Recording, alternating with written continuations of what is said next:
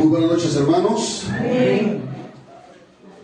Vamos a continuar esta noche estudiando el Evangelio de Mateo y nos quedamos para continuar en el capítulo 5, versículo 31 y versículo 32. Gloria al Señor. Amén. Vamos a leer la palabra de Dios en el nombre de Jesucristo. También fue dicho, ¿ya lo tenemos? Mateo capítulo 5, versículos 31 y 32. También fue dicho, cualquiera que repudie a su mujer, dele carta de divorcio. Pero yo os digo que el que repudia a su mujer, a no ser por causa de fornicación, hace que ella adultere, y el que se casa con la repudiada, comete adulterio. Amén. Que el Señor añada bendición a su palabra. Tome asiento, hermanos, y estemos atentos, por favor, al estudio de la palabra de Dios. Bueno, estamos hablando acerca de Cristo y su relación con la ley. En esta noche vamos a meditar con el título Cristo y el divorcio. En la versión de la Biblia, en el lenguaje sencillo, estos dos versículos, voy a leerlos, dice así, para que usted pueda de repente poder un poquito más tener idea de lo que estos versos están hablando. Dice: también hace mucho tiempo Moisés dijo, si alguno ya no quiere vivir casado con su mujer, dele un certificado de divorcio. Pero ahora yo les digo que el hombre solo puede divorciarse si su esposa tiene relaciones sexuales con otro hombre. Si se divorcia de su esposa por otra razón, la pone en peligro de cometer ese mismo pecado, es decir, adulterio. Si esa mujer vuelve a casarse, tanto ella como su nuevo esposo serán culpables de adulterio. Amén. Quiero empezar esta noche definiendo algunos términos encontrados en estos versículos. La palabra, por ejemplo, repudiar, porque Jesús habla de repudio ahí hacia la mujer, hacia la esposa. Esa palabra significa rechazar legalmente a su esposa para romper el vínculo matrimonial. Es un documento que certifica el divorcio. La otra palabra, o las palabras que vemos a continuación, es la carta de divorcio. ¿Qué es una carta de divorcio? Creo que tenemos al menos una idea. Es un documento legal que disuelve los lazos matrimoniales. Amén. Gloria al Señor.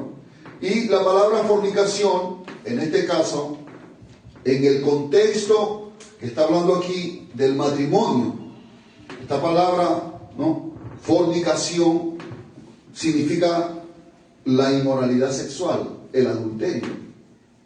Porque en términos generales esta palabra fornicación, cuando usted lo lee, por ejemplo, en las cartas de Pablo, es una palabra griega porneia, que significa toda clase de inmoralidad sexual. Pero en este caso específicamente está hablando dentro del contexto del matrimonio. Entonces quiere decir que la palabra fornicación ahí significa adulterio. ¿Ok?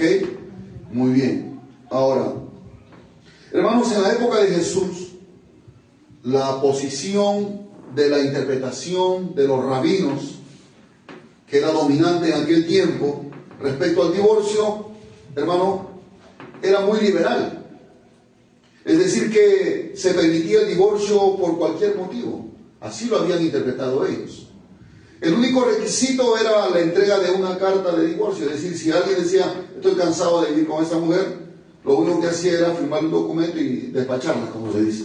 La despedida. Así de fácil era, ¿no?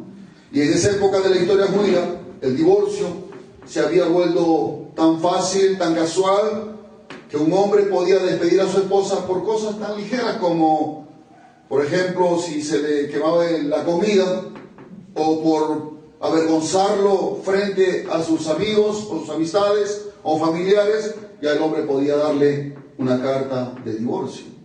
Y a menudo el esposo no se molestaba siquiera en dar una explicación o una razón.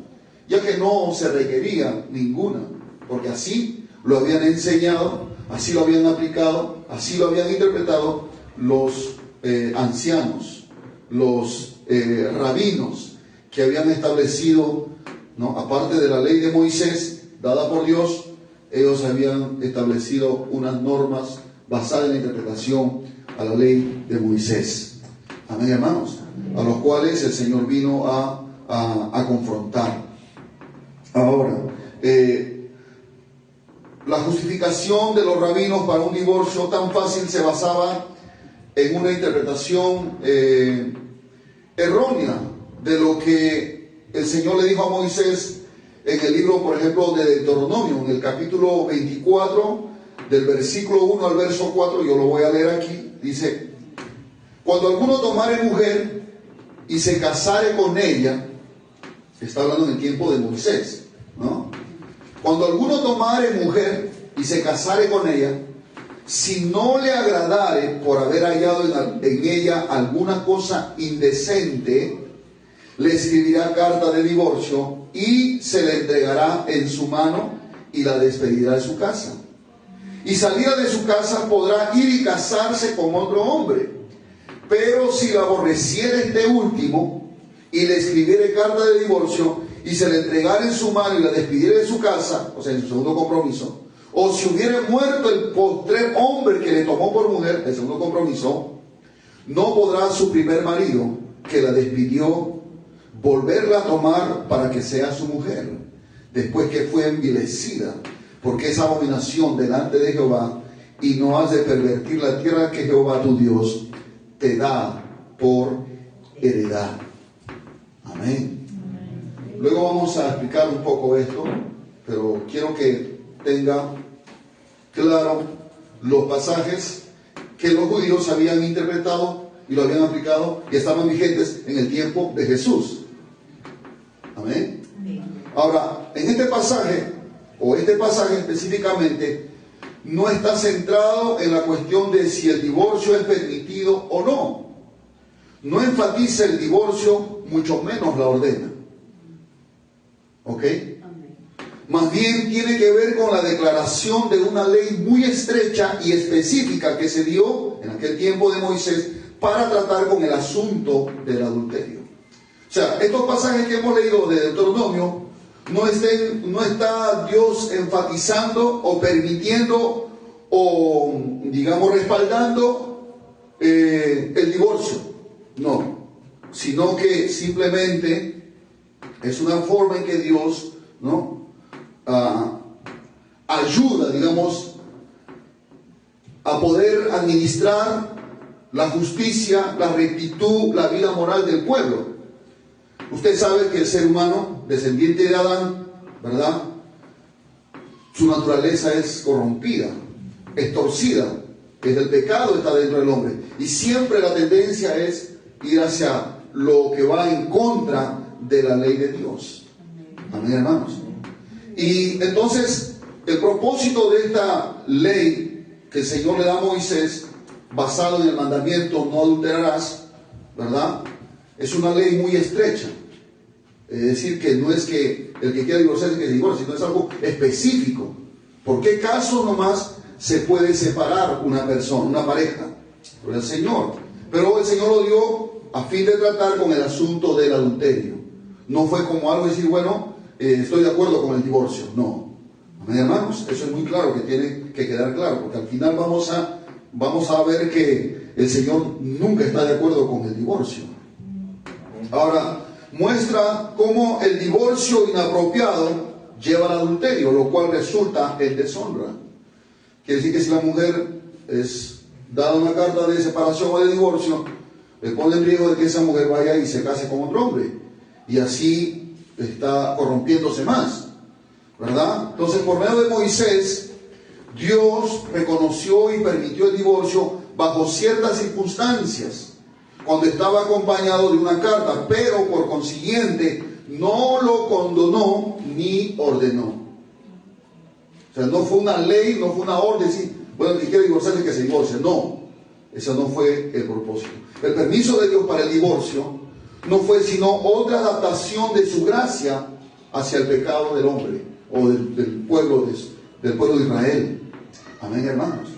Ahora, si usted ha leído el Nuevo Testamento, en el mismo libro de Mateo, en el capítulo 19, en el versículo 7 y 8, los fariseos, los escribas, ¿no?, le hacen esta pregunta al Señor: ¿por qué pues mandó Moisés dar carta de divorcio y repudiarla? Él les dijo: por la dureza de vuestro corazón, Moisés os permitió repudiar a vuestras mujeres, mas al principio no fue así. ¿Por qué razón Dios a través de Moisés permitió el divorcio? ¿Por qué cree usted? Ahí lo dice, hemos leído. Por la dureza del corazón. O sea, el corazón del hombre era tan duro que no podía perdonar una ofensa de su mujer, que a la menor ofensa le daba la carta de divorcio. Eran tan tercos, porque eso significa dureza de corazón, tan empecinados que no estaban dispuestos, ¿no?, a perdonar, a buscar una reconciliación, sino que la primera oportunidad que se presentaba para separarse o divorciarse, lo hacían. Amén, hermanos. Gloria al Señor. Ahora, la carta de divorcio no arreglaba la situación, sino que simplemente daba alguna protección a la mujer.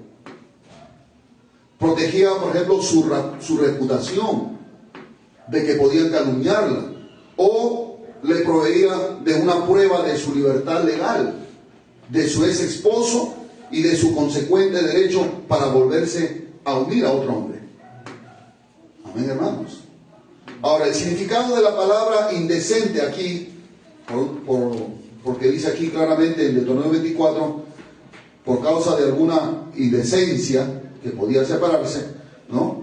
Aquí incluye todo tipo de comportamiento impropio, vergonzoso, indecoroso, que avergüenza al esposo de una mujer.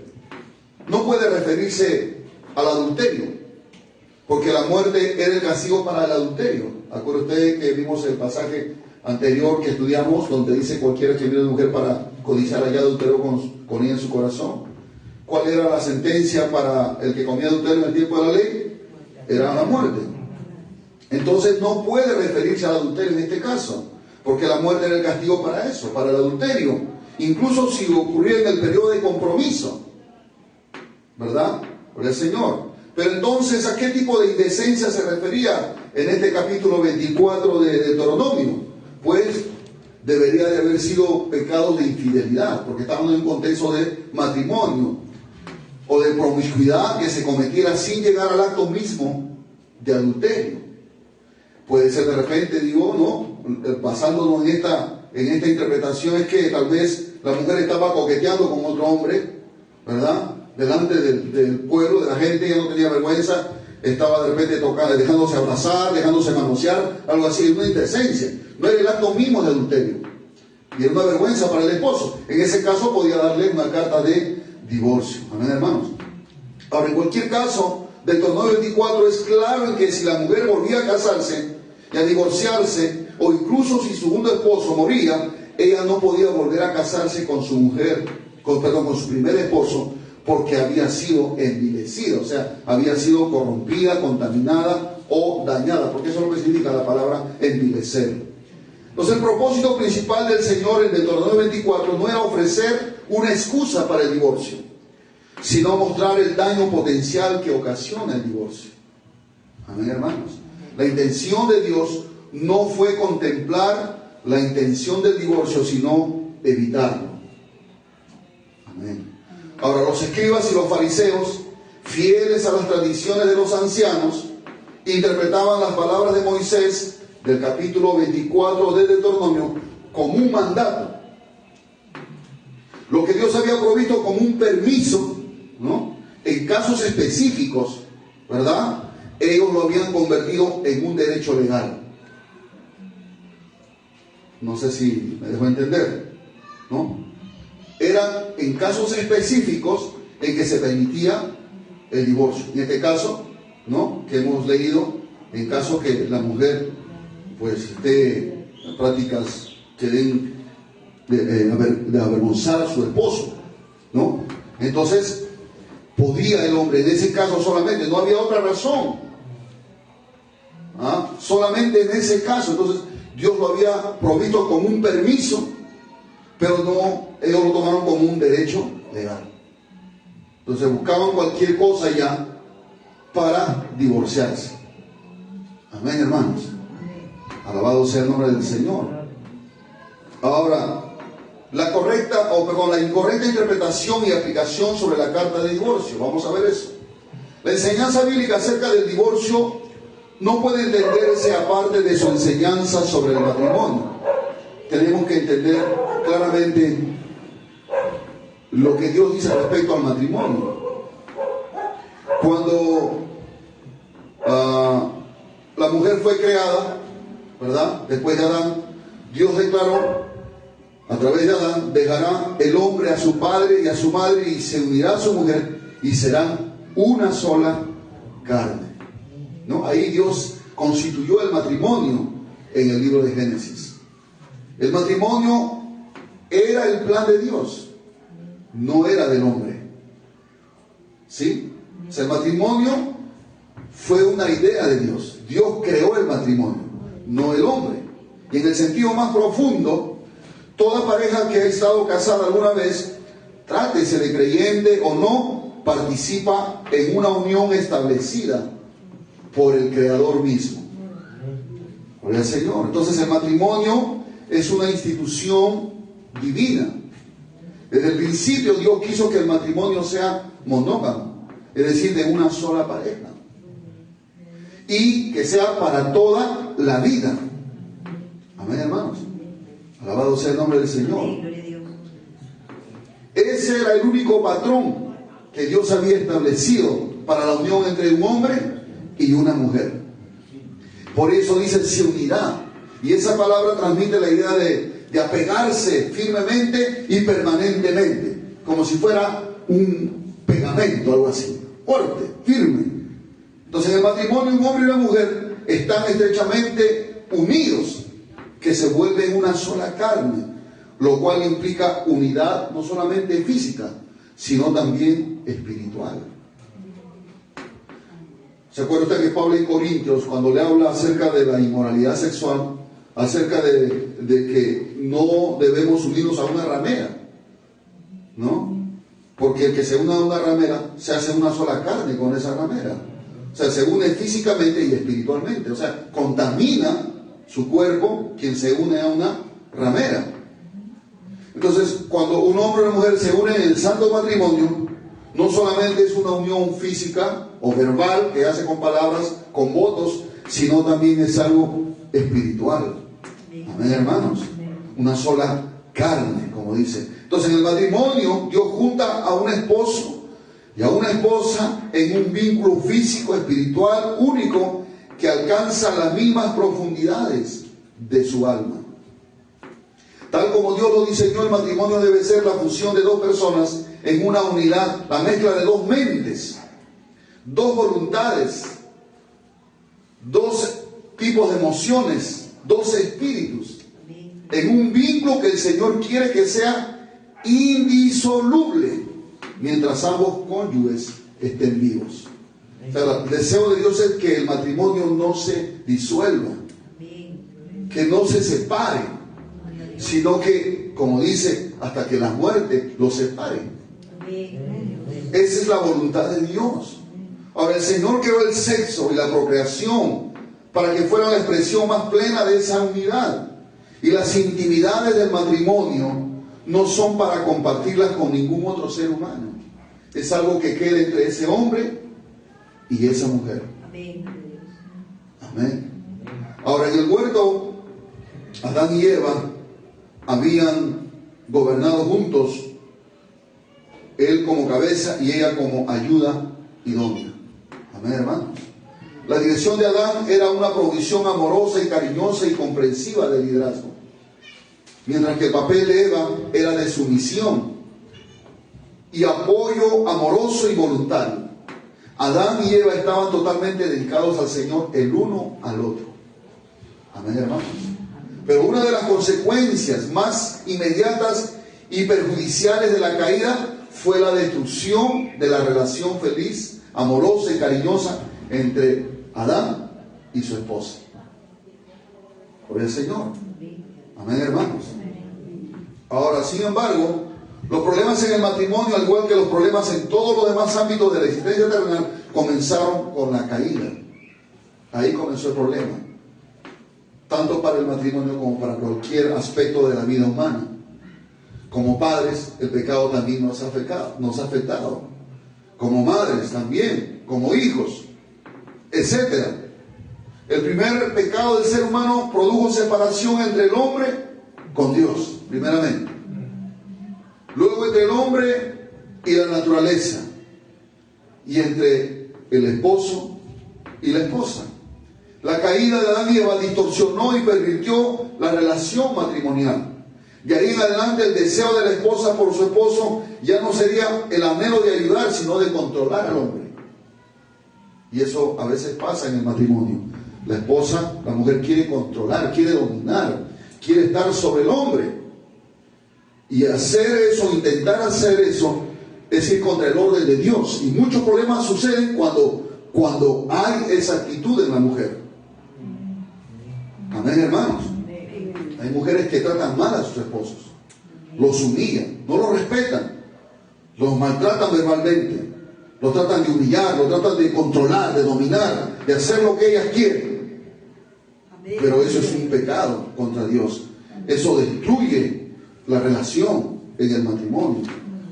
Y eso puede provocar una separación. Porque hay hombres que pues, no soportan y dicen, me cansé de esta mujer, mejor me largo. O otros simplemente se demoran de llegar del trabajo a la casa con tal de no encontrarse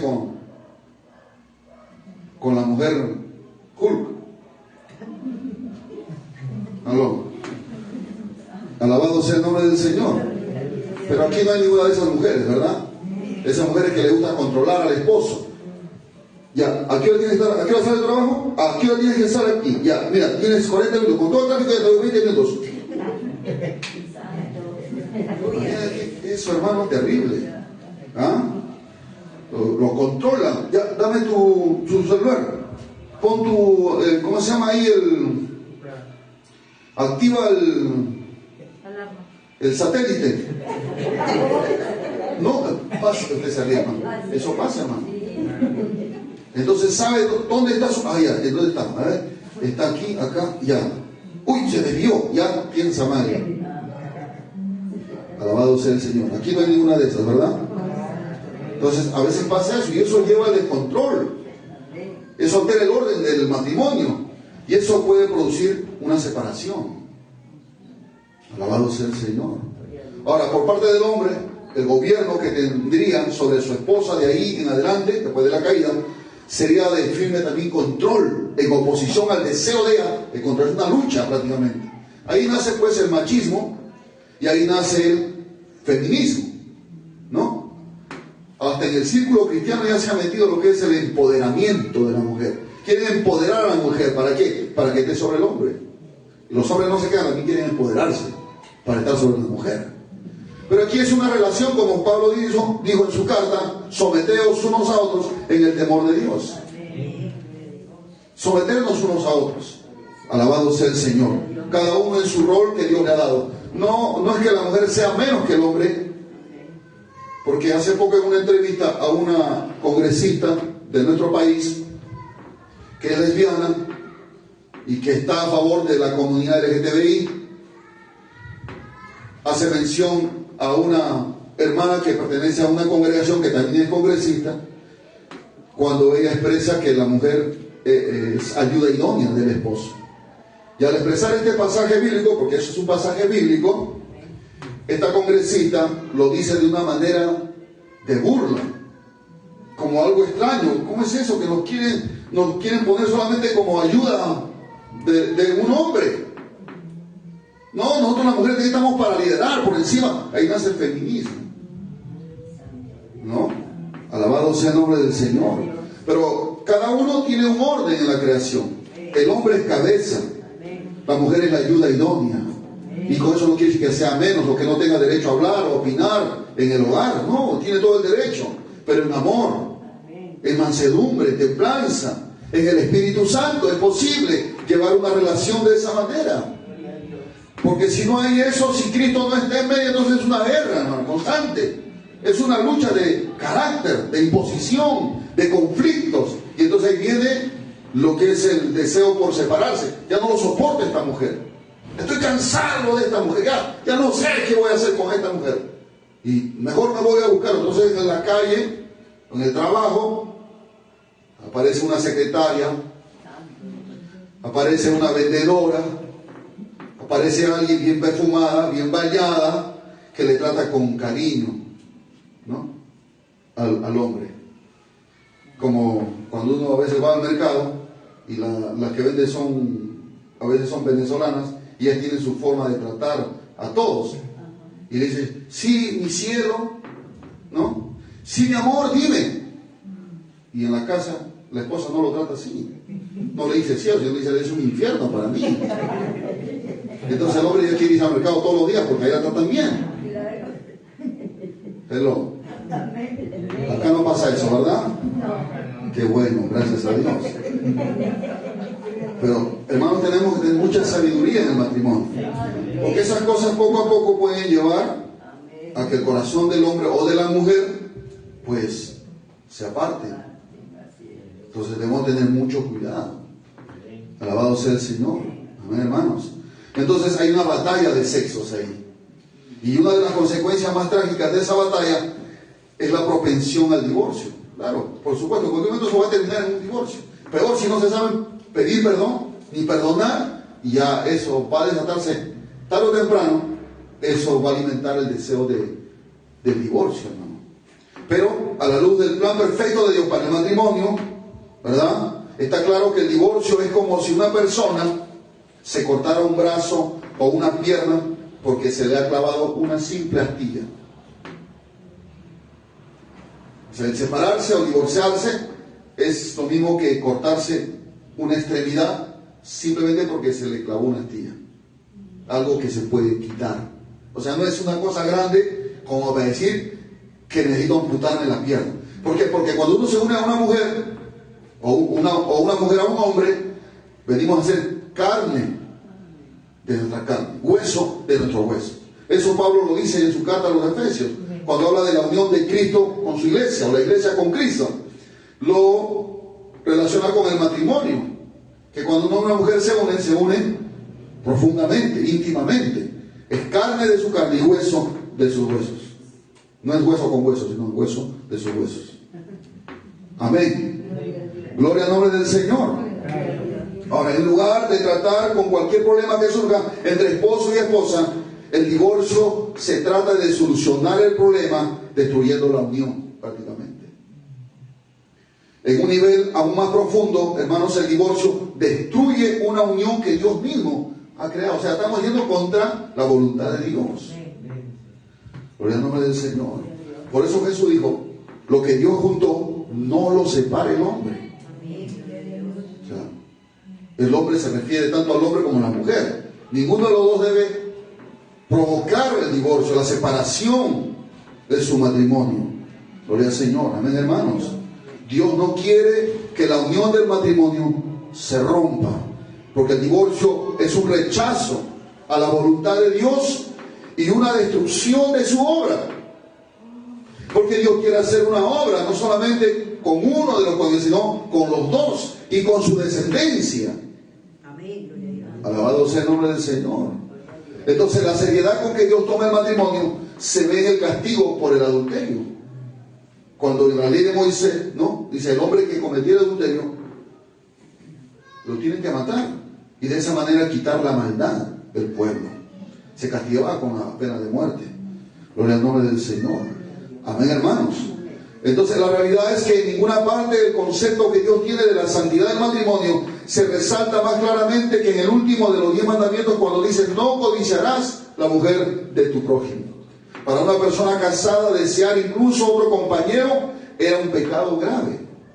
Según Jesús afirma, que hemos leído o hemos estudiado ya la clase pasada, que el adulterio está prohibido tanto para el cuerpo como para la mente o el corazón, ¿no? Cuando Jesús dice cualquiera que mira a una mujer para codiciarla, ya adulteró con ella, ¿dónde? En su corazón. Gloria al nombre del Señor, hermanos. Amén, hermanos. Nunca el deseo o la voluntad de Dios fue la poligamia. Aunque hubieron hombres de Dios que practicaron la poligamia, es decir, que tuvieron varias mujeres.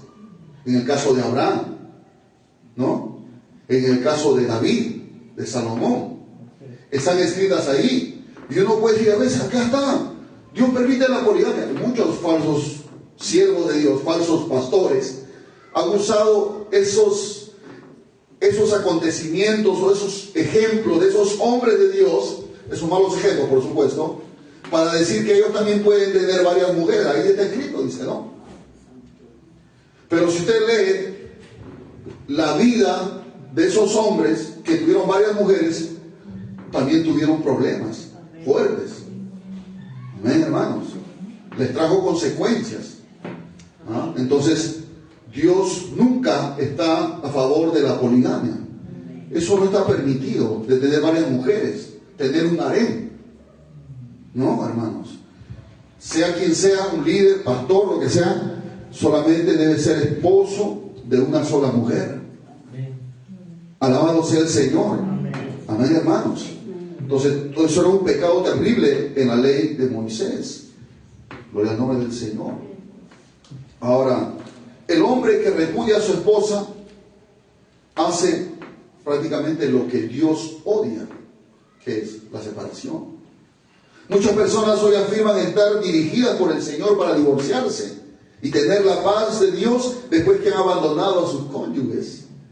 Aún cristianos se permiten ellos, por una mala interpretación de la palabra de Dios, de acudir o recurrir al divorcio y luego rehacer, entre comillas, su vida, dejando atrás a una mujer, en muchos casos, hijos, heridos, lastimados, y uno no puede ser feliz dejando detrás de uno todas esas cosas. Amén, hermanos. Porque Dios odia, hermanos, el repudio, o sea, el divorcio. En Malaquías capítulo 2, verso 16 dice, porque Jehová Dios de Israel ha dicho que Él aborrece el repudio. O sea, lo que menos quiere Dios es el repudio. O sea, la carta o el divorcio es lo menos que Dios quiere. Odia el Señor esas cosas. Alabado sea el nombre del Señor. Por eso dice, guardaos en vuestro espíritu y no seáis desleales. O sea, cuiden su corazón, no sean infieles a sus esposas o a sus esposos. Porque cuando uno se casa, hermanos, uno hace un voto matrimonial. Más que una firma, porque la firma, hermano, hoy en día usted va a un juez, ¿no? ¿Qué sucede? Se quiere separar, ya, firma acá, y con otra firma, la primera firma, se desafirma. Así es fácil. Pero para Dios cuenta no solamente ese documento, sino las palabras. Porque con tus palabras tú te has atado a esa persona. Cuando tú has dicho sí acepto, lo estás aceptando a él y tú a ella. Y no lo aceptas por un mes, ni por un año, o hasta que se porte mal. No, es hasta que la muerte lo separe. Amén, hermanos. Gloria al nombre del Señor. Entonces podemos decir que el divorcio es un producto del pecado. Y Dios lo odia. Él no lo ordena, hablando del divorcio, no lo respalda, ni nunca va a bendecir un divorcio. Y hay muchos cristianos hoy en día, vuelvo a repetir, que a veces por una mala interpretación quieren rehacer su vida. Y hay hasta pastores y mujeres que se llaman pastoras, que están divorciadas y recasadas y que están predicando la palabra de Dios. Alabado sea el nombre del Señor. Amén, hermanos. Alabado sea el nombre de Jesús. Amén. Gloria al Señor. Entonces, hermanos, en el Antiguo Testamento Dios no condona ni bendice el divorcio. Hubo un caso, por ejemplo, en que el Señor autorizó también, ordenó a través del profeta Esdras a que se separe su pueblo específicamente los hombres que se habían unido en yugo desigual con mujeres que eran paganas y tenían hasta hijos. Y usted lee en el último capítulo del libro de Esdras, Esdras tuvo que ordenar a que los hombres se separen. Si es posible, si tenían hijos, no importara. Tenían que separarse para no contaminar el linaje santo de Dios.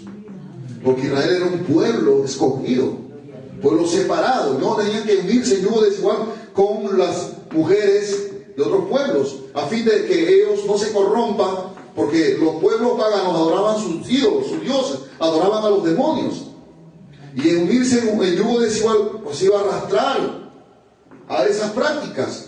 Por eso Dios les dio claramente la orden. Entonces Esdras tuvo que decir, tienen que separarse. Si tienen hijos no importa, lo importante es que se mantenga el linaje santo de Dios. Bueno, fue en ese contexto, ¿verdad?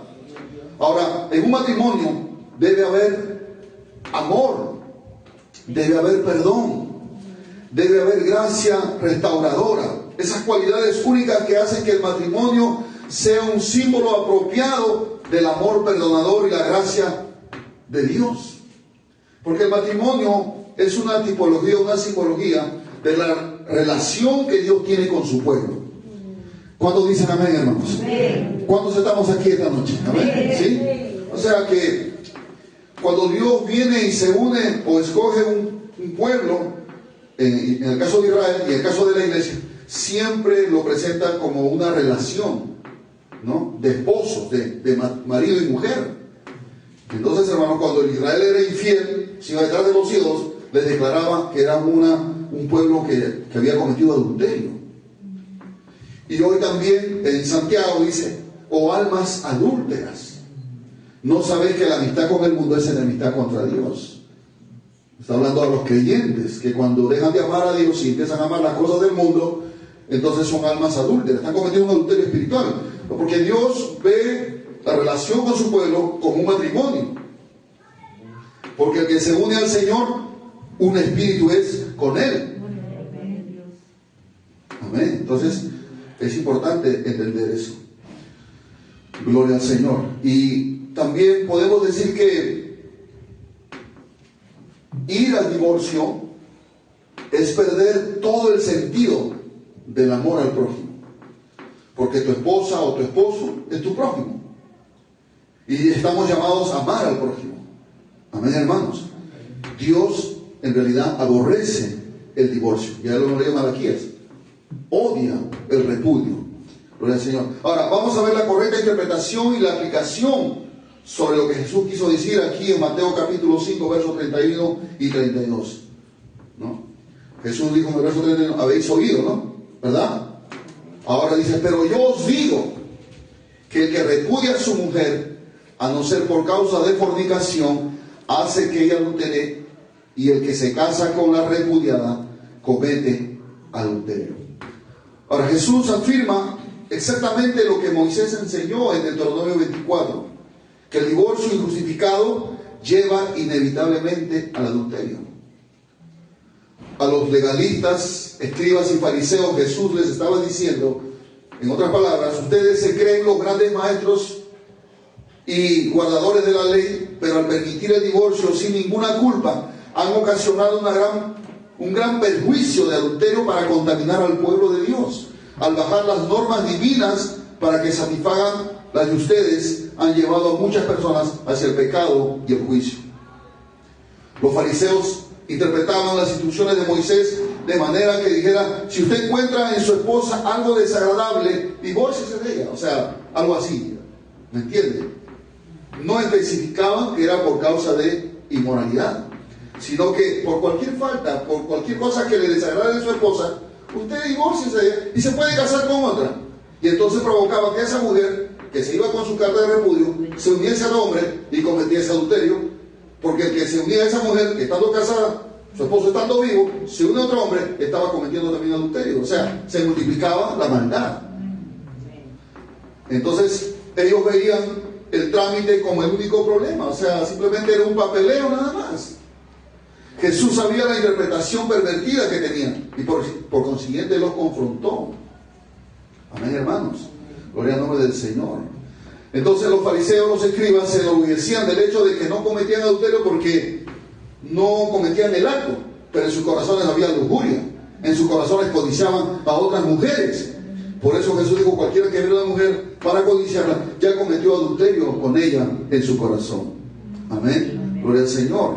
Entonces, en los versos 29 y 30, que ya lo hemos estudiado la semana pasada, les muestra que ningún sacrificio es demasiado grande para mantener la pureza moral. La pureza moral es lo más grande que un hombre puede conservar en su corazón. No solamente se trata del acto, sino en el corazón. Y en el verso 31 y 32 que estamos estudiando ahora, vuelve a acusar a los que estaban cometiendo adulterio al repudiar a sus esposas. Gloria al Señor. Entonces, la facilidad con que manejaban el divorcio les permitía evitar el adulterio manifiesto. O sea, el acto. Solo se requería un poco de papeleo para legalizar la lujuria que sentían prácticamente. O sea, estaban legalizando su lujuria. Porque no había razón suficiente para separarse. Pero como ellas se deseaban a otra mujer, entonces le buscaban cualquier falta a sus esposas, le firmaban una carta de divorcio y te puede decir: y estoy libre yo para unirme a otra mujer que estoy codiciando ahora. Porque esta de repente ya perdió el 90-60 que tenía, y entonces por aquí hay una mejor, más joven, más hermosa. Hello. Eso habían hecho prácticamente ellos en ese momento. Amén, hermanos. Alabado sea el nombre del Señor. Jesús les dijo que cada vez que sin causa apropiada un hombre dejaba en libertad a su esposa para volver a casarse, la obligaba a cometer adulterio, lo cual también lo hacía culpable. Además, el hombre que se casaba con la ex esposa y la mujer que se casaba con el ex esposo eran igualmente culpables de adulterio. O sea que el adulterio se iba a multiplicar. El resultado era un adulterio multiplicado. La maldad se aumentaba, se corrompía el pueblo. Lo que Jesús está diciendo es que el divorcio lleva al adulterio. No es la solución, al contrario, empeora la situación. Y algunos intérpretes sostienen que esta palabra repudiar, que tiene el significado básico de dejar en libertad o abandonar, se refiere solamente a una separación, un compromiso roto o deserción. Pero un punto común de vista de este pasaje es que Jesús está refiriéndose tan solo al divorcio durante el periodo de compromiso, tal como el mencionado en Mateo capítulo 1, versos 18-19, donde habla del desposorio que María y José tenían. ¿Se acuerda usted? Que María concibió por el Espíritu Santo. Le tuvo que decir a José. Y esa situación, esa circunstancia sucedió en el tiempo que ellos estaban en una etapa prematrimonial. En el desposorio, que era el tiempo de compromiso, que era aproximadamente unos 6 meses antes de casarse. En ese tiempo María salió embarazada. Amén, hermanos. Entonces ellos estaban diciendo que solamente se puede hacer esa separación en ese caso. Pero no, aquí está hablando en el contexto del matrimonio, no en el contexto del prematrimonio. ¿Me comprende, hermano? Gloria al nombre del Señor. Entonces, al divorciarse de su esposa por motivos diferentes al adulterio, un esposo hace que su inocente esa esposa adultere y se vuelva a casarse como se supone que ella haría. Hacer eso inicia toda una cadena de adulterio porque, hermanos, vendrían segundos matrimonios después del divorcio ilegítimo. Resultan también relaciones ilegítimas y adúlteras para todas las partes involucradas. Cuando se añaden los efectos perjudiciales en los hijos, en otros parientes y en la sociedad en general, vemos que pocas prácticas igualan al divorcio por su carácter destructivo. O sea, el divorcio no es simplemente ya un hasta luego y se acabó, vamos a estar en paz, tú por allá, yo por aquí, no nos comprendemos y se acabó. No. Si hay hijos de por medio y la familia alrededor tanto del esposo como de la esposa, va a traer dolor, va a traer amargura, va a traer odio, resentimiento, confusión, va a traer conflictos y dificultades de toda clase. O sea, no se trata solamente de un hasta luego ya para estar en paz, no nos entendemos, nos divorciamos. Va a arrastrar un dolor en el corazón de los hijos. Hay muchos niños, jóvenes, que han crecido con un corazón, hermanos, lleno de odio, de amargura hacia sus padres, o al papá o la mamá que abandonó, ¿no? Y están con ese odio, con ese resentimiento en sus corazones, porque el divorcio es destructivo, hermano. Alabado sea el nombre del Señor. Amén, hermanos. Entonces debemos tener mucho cuidado. Gloria al nombre del Señor. Ahora, hermanos, Dios nunca ordenó el divorcio, sino solamente lo permitió como una concesión al pecado, a la maldad que había en el corazón. Amén, hermanos. La enseñanza, hermanos, no es de una orden para divorciarse, sino de una orden para no volver a casarse con la persona envejecida que se ha divorciado. La condición, al no ser por causa de fornicación, no es una salida que Dios provee, sino que es la única causa de divorcio que Él reconoce. Ahora, en este pasaje está hablando no de que la persona puede rehacer su vida. El punto de Mateo capítulo 5, el 31, es simplemente lo que Dios quiere enseñar, es que Dios no está de acuerdo con el divorcio. Ese es el punto principal. Amén, hermanos. Gloria al nombre del Señor. O sea, Jesús no está ofreciendo más consentimiento para el divorcio del que hizo Moisés. Los permisos para el divorcio en el Antiguo Testamento estaban destinados a solucionar los problemas únicos y prácticos de un pueblo imperfecto y pecador. Dios nunca condonó el divorcio, porque lo que Él une no lo debe separar el hombre. El adulterio, otra realidad que Dios nunca quiso, es lo único que puede romper el vínculo matrimonial. Amén, hermanos. Gloria al nombre del Señor. ¿Cuánto da gloria al Señor, hermanos? O sea, ¿por qué Dios permitió el divorcio para reemplazar la pena de muerte? Porque el adúltero tenía que morir, efectivamente, dice la ley de Moisés. La respuesta podría haber sido que Israel ya se había sumergido de modo tan completo en la inmoralidad que no había quedado suficiente voluntad de justicia en el pueblo para llevar a cabo las ejecuciones por ese delito. Finalmente Dios, en su misericordia, eligió no aplicar la pena de muerte. Entonces, darle un permiso, solamente se puede dar divorcio en casos de que hubiera adulterio, nada más. Pero no es que Dios esté dando una ley que autoriza el divorcio. Dios no está a favor del divorcio. Simplemente era un permiso en su gracia, porque ya tal vez el pueblo estaba totalmente corrompido. Amén, hermanos. A su nombre, hermanos. Ahora, hermanos, el divorcio, vuelvo a repetir, nunca fue ordenado ni siquiera por el adulterio. Ni siquiera. Si Dios permitió el divorcio en lugar de muerte como una concesión compasiva para la pecaminosidad del hombre. Gloria al nombre del Señor. Amén, hermanos. En otras palabras, cualquiera de estas actividades sexuales pervertidas era un motivo permisible para el divorcio. Jesús no defiende el divorcio en tales casos, mucho menos lo exige. Simplemente dice que el divorcio y las segundas nupcias, por cualquier otro motivo, siempre conducen al adulterio. Jesús deja en claro que Dios todavía aborrece el divorcio y que su ideal aún es el matrimonio monógamo y de por vida, pero como una concesión al pecado y una provisión de gracia para aquellos que son inocentes de profanar el matrimonio. Él permite el divorcio por el motivo único de inmoralidad sexual, fornicación o adulterio. Amén, hermanos.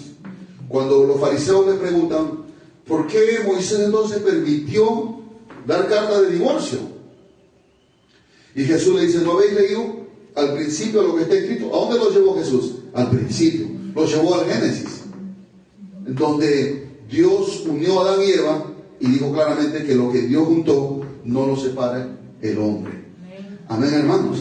Ahora voy a hacer una conclusión rápida y concisa para que usted pueda entender lo que hemos hablado. De repente a algunos no les ha quedado claro. Primeramente, que el matrimonio es un pacto, es un compromiso. Amén, hermanos. Así lo ve el Señor. En Malaquías 2:14 está ahí claramente. Le dice, la mujer de tu pacto. El matrimonio es indisoluble, o sea, no se puede ni se debe disolver por ninguna causa, hermano. Amén, hermanos. Ahora, vamos a responder algunas preguntas. ¿Aprueba Dios el divorcio? No, Dios no está de acuerdo con el divorcio. No es la voluntad de Dios. El plan de Dios es que una pareja que están unidos en matrimonio permanezcan juntos hasta que la muerte los separe. Todos tenemos que volver al principio. En Mateo 19:3, ahí está. Entonces vinieron a los fariseos y tentándole y diciéndole, ¿es lícito al hombre repudiar a su mujer por cualquier causa? ¿Ves? O ellos están acostumbrados a repudiar a su mujer por cualquier causa. Él respondió y le dijo: ¿no habéis leído que el que los hizo al principio, varón y hembra los hizo? No dice varón y hembras, varón y hembra. Y dijo: por esto el hombre dejará padre y madre y se unirá a su mujer, y los dos serán una sola carne. Así que no son ya más dos, sino una sola carne. Por tanto, lo que Dios juntó, no lo separe el hombre. O sea, Jesús lo llevó no a la permisidad que dio Moisés por la dureza de su corazón, sino que el Señor lo llevó al Génesis, al principio. Miren, ¿no han leído ustedes Génesis? Le está diciendo. Cuando Dios creó a Adán y a Eva, ¿acaso los unió Adán con muchas mujeres? Solamente fue un hombre y una mujer. Ese es el principio que toda sociedad debe respetar. Ese es el principio divino para el matrimonio. Debe ser, en este tiempo que estamos viendo, debemos aclarar, debe ser solamente y únicamente entre un hombre y una mujer. No como hoy en día nos quieren hacer aceptar que la unión debe ser también entre un hombre y otro hombre, o una mujer y otra mujer.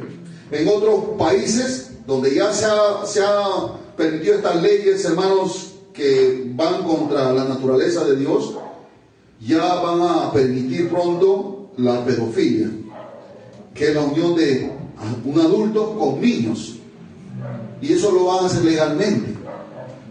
Estamos llegando a ese punto, pero hermanos, la iglesia es columna y baluarte de la verdad, y nosotros tenemos que pararnos firmes en nuestra posición y no tener miedo ni vergüenza de decir lo que Dios ha dicho y dice en su palabra respecto al matrimonio. Así te vean retrógrada, cavernícola, antisocial, retrasado, te van a decir, pero gloria al Señor, nosotros tenemos que defender lo que dice la palabra de Dios, y eso tenemos que enseñarle a nuestros hijos. Eso tenemos que enseñar a nuestros hijos. Mira, hijo, aquí está escrito que la unión es entre un hombre y una mujer, porque en los colegios a nuestros hijos les están metiendo ideologías que no tienen que ver nada con la biología y contra lo que Dios ha creado. Se están yendo prácticamente contra las leyes de Dios. Entonces, hermanos, debemos tener mucho cuidado nosotros. El matrimonio es entre un hombre y una mujer. Amén, hermanos. Y es hasta que la muerte los separe. Gloria al Señor. Ahora, ¿en qué caso se puede divorciar? En el Antiguo Testamento hemos visto claramente por causa, ¿no?, de fornicación, ¿verdad? Ahora, en el Nuevo Testamento vamos a ver algunos casos que nos dice la palabra de Dios. En 1 Corintios capítulo 7, versos 12 al 15. Ojo, estamos hablando de la separación, del divorcio. Pero no estamos hablando de que se puede unir a otra persona. Vamos a ver ese punto también. En 1 Corintios capítulo 7, verso 12 al 15 dice: y a los demás digo yo, no el Señor, si algún hermano tiene mujer que no sea creyente. O sea, si una persona llega a la iglesia y es casado y su pareja no es creyente, dice, y ella consiente en vivir con él, no la abandona. O sea, si viene un hermano se convierte en la iglesia, su esposa no es creyente, pero ella consiente en vivir con él, no la abandone, dice. O sea, no se separe. Ahora el verso 13 dice: y si una mujer tiene marido que no sea creyente y él consiente en vivir con ella, no lo abandone. Amén, hermanos. A ver, ¿entendimos ahí? ¿Está claro? No me convence eso, amén. Llega una persona a la iglesia, es una persona que no conoce al Señor, se convierte a Cristo, pero es casado. Si es un hombre, entonces tiene una esposa que no es creyente. Si la esposa consiente vivir con él, le dice, el hombre no lo abandone, no se separe. O viceversa, ¿no? Si llega a la iglesia una dama, se convierte al Señor y es casada, y su esposo no es creyente, y su esposo consiente vivir con ella siendo creyente, pues tampoco se separe. Porque va a haber cierto conflicto, ¿no? Pero si el esposo o la esposa que no son creyentes están de acuerdo y hasta cierto modo dejan que ella practique su fe, pues no se separe. Ahora, en el verso número 14 dice, porque el marido incrédulo es santificado en la mujer, y la mujer incrédula en el marido, pues de otra manera vuestros hijos serían inmundos, mientras que ahora son santos. Por causa de esa persona que es creyente, son santos ahora, son apartados para el Señor. Ahora, verso 15 dice, pero si el incrédulo, hablando del que no es creyente, se separa, sepárese, dice. Pues no está el hermano o la hermana sujeto a servidumbre en semejante caso, sino que a paz nos llamó Dios. O sea, la iniciativa de separarse no debe salir del creyente, sino del incrédulo. Y si le hace tanto problema, y insiste tanto en una separación que no soporta de repente que sea creyente, entonces sepárese por mantener la paz. Es un caso. Amén, hermanos. Ahora, la pregunta que viene a esto es, ¿puede una persona divorciada volverse a casar? Según la palabra de Dios, no. En 1 Corintios capítulo 7, versos 10 y 11 dice, pero a los que están unidos en matrimonio, mando no yo, sino el Señor, que la mujer no se separe del marido. ¿Sí? En el verso 11 dice, y si se separa, si se divorcia, quédese sin casar. O, dice, reconcíliese con su marido. Y que el marido no abandone a su mujer. Está claro, no necesita mucha explicación. Vuelvo a leer. Y si se separa, quédese sin casar. O reconcíliese con su marido. No está diciendo si se separa, tiene la oportunidad de casarse con otro o con otro. No. Dice, si se separa, porque puede haber casos en que hay violencia, hay muchas cosas que pueden suceder. Hay una continua traición, adulterio, entonces, pues hermano, dice, si se separa, pero quédese sin casar. Por eso es una cosa seria, el matrimonio es cosa seria. ¿Ah? Por eso los discípulos se asombraron cuando Dios le respondió a los fariseos. Dijeron, entonces, Señor, ¿quién puede entonces casarse? Le dijeron los discípulos. ¿No? Porque se dijo, mejor, si no van a poder llevar una vida conyugal, mejor quédense sin casarse. Háganse eunuco. ¿Ah? Gloria al Señor. Amén, hermanos. Ahora, viendo ese mismo punto, por ejemplo, ahora, a ver, vamos a ver. ¿En qué casos una persona divorciada o separada se puede volver a casar? 1 Corintios capítulo 7, verso 39. 1 Corintios capítulo 7, verso 39 dice, la mujer casada está ligada por la ley mientras su marido vive, pero si su marido muriere, libre es para casarse con quien quiera, con tal que sea en el Señor. Pero a mi juicio, dice, más dichosa será si se quedare así, y pienso que también yo tengo el Espíritu de Dios. O sea, ¿en qué caso se puede volver a casar una persona? En el caso de que su esposo muere. O en el caso de varón, su esposa muere. Queda libre. Puede casarse. Algunos ya dicen, entonces voy a empezar a orar, pastor. Porque no soporta esta mujer. Cuidado, hermano, no piense así de esa manera. Tenga cuidado que el Señor reprenda ese pensamiento. Amén. ¿Cuánto da gloria al Señor? Ahora, en Romanos capítulo 7, verso 2 nos dan este mismo principio. Romanos capítulo 7, verso 2 y 3 dice, porque la mujer casada está sujeta por la ley al marido mientras éste vive. Pero si el marido muere, ella queda libre de la ley del marido. Así que si en vida del marido se uniere a otro varón, será llamada adúltera. Es lo que Jesús está enseñando en Mateo 5:31. Si en vida del marido se uniere a otro varón, será llamada ¿qué? A ver, escucha, hermano. Después va a decir que el pastor estaba enseñando que se puede uno casar de nuevo si se divorcia. No, escuche por favor. Mateo capítulo 7, Romanos capítulo 7, versos 2 y 3 dice, escuche, porque la mujer casada, o también el hombre casado, está sujeta por la ley al marido mientras éste vive. Pero si el marido muere, ella queda libre de la ley del marido. Así que, si en vida del marido se uniera a otro varón, será llamada adúltera. Pero si su marido muriere, es libre de esa ley, de tal manera que si se uniere a otro marido, no será adúltera. Amén. ¿Está claro o no está claro? ¿No? Hermanos, esto es doctrina. Y es importante que usted sepa, porque usted hoy en las redes sociales, usted va a escuchar, hay enseñanzas que sí se pueden divorciar. Claro, hay motivos por los cuales uno se puede divorciar, pero no es una oportunidad para, entre comillas, rehacer la vida. Amén, hermanos. O sea, no existe el recasamiento. Para los hijos de Dios no existe el recasamiento. Por eso los jóvenes antes de casarse tienen que orar mucho. Tienen que pedirle a Dios dirección, sabiduría, revelación, que le confirmen con quién van a unir sus vidas. Porque el matrimonio no es para un mes, no es para un año, no es para 2 años. Es hasta que la muerte los separe.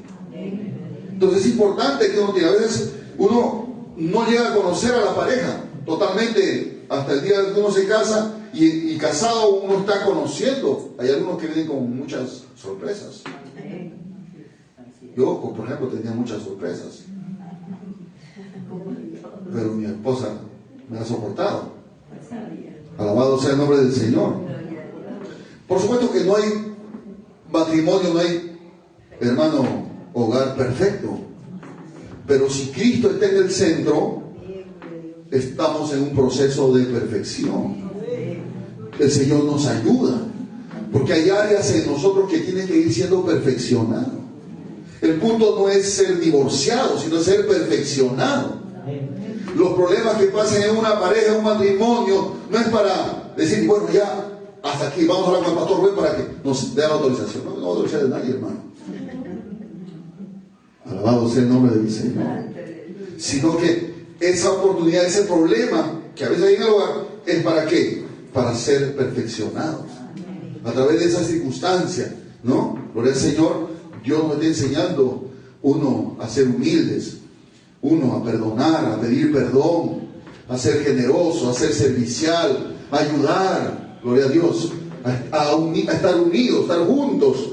Hermanos, es algo bonito el matrimonio, pero también tiene sus cosas, sus dificultades, gloria al Señor. Pero la diferencia es que nosotros tenemos la ayuda de Dios. El Señor nos ayuda. Nuestra opción más rápida no es el divorcio.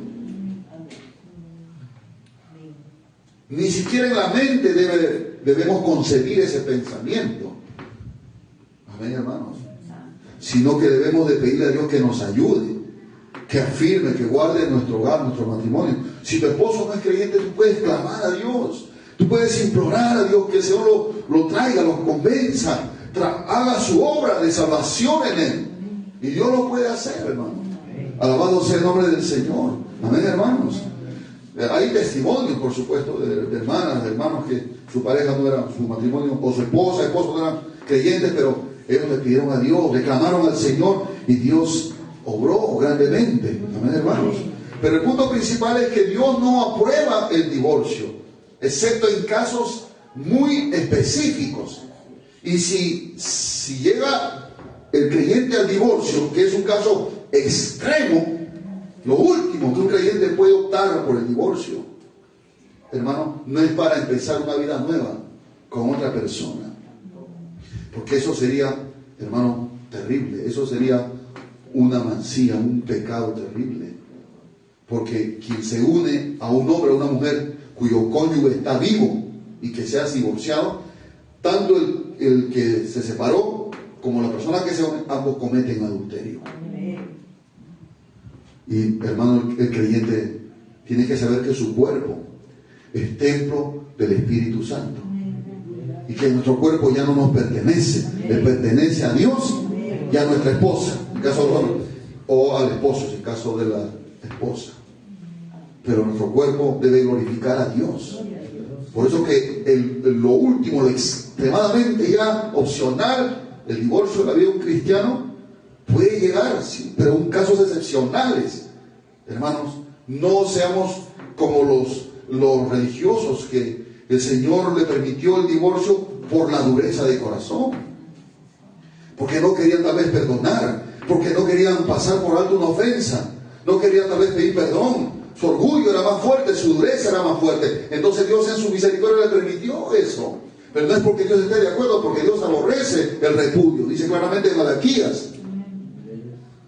La voluntad de Dios es que el matrimonio prevalezca, que sea luz, que sea un ejemplo, que sea, hermanos, un modelo para otras generaciones, que con la ayuda del Señor sí se puede tener un hogar, no perfecto, pero sí un hogar en el plan, en el propósito de Dios. Amén, hermanos. Que el Señor nos ayude y, hermanos, fortalezca cada hogar, cada matrimonio, para que podamos ser un testimonio en este mundo. Nos ponemos de pie por el Señor. Padre, te damos gracias en esta noche, en el nombre de Jesús. Gracias por tu palabra, gracias por esta enseñanza, te suplicamos. Padre, en esta noche oramos por cada matrimonio, por cada familia, Señor, de creyentes, donde ambos son creyentes, sean fortalecidos su matrimonio, su hogar, Señor. Oramos por aquellos cuyos cónyuges no son creyentes, que tu salvación los alcance, que puedas hacer tu obra en cada uno de ellos, sea varón, sea mujer. Dios mío, ten misericordia, extiende tu gracia, tu favor en cada vida, en cada familia, Señor.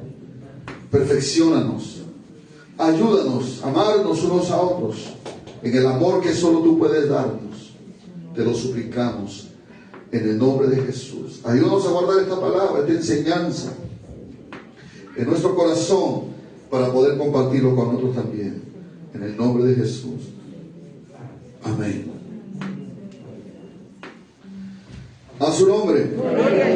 Amén. Vamos a dar un aplauso al Señor.